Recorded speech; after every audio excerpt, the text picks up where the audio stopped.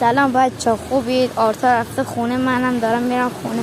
سامی هم رفته مغازه خواهرش و تا خونه مام بزرگ هم میخوام ویدیو بگیرم، یه چیزایی بهتون بگم.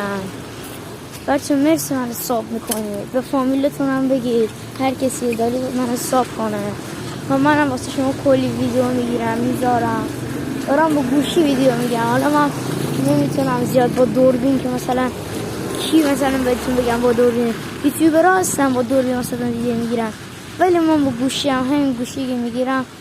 فامیلا من سه تا فقط ساب دارم، منو ساب کنید مرسی، دمتون گرم. به فامیلتونم بگید، من خودم به فامیلام میگم منو ساب کنم، من برم بالا واسه پخش زنده بذارم و ساب کنید، لایک کنید، زنگوله رو بزنید، من واسهتون ویدیو میذارم پیامش بیاد. من زنجیرم پاره شده، شاید واسهتون نتونم ویدیو بگیرم، الان دارم به ازار بدبختی میرم زنجیر رو که واسه کردم دارم میرم پاره است.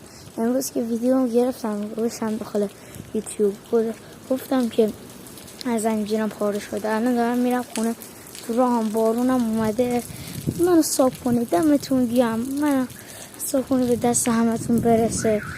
دیگه من کلا کلاس 5 این 10 روز میخوام داخل یوتیوب چیز کنم، من ساب کنم، همونستون ویدیو خوب بذارم، تشق میزنم، دور میزنم، رشته بهتون نشون میدم، دیگه نمیدونم کلی واسهتون ویدیو میذارم و آره دیگه.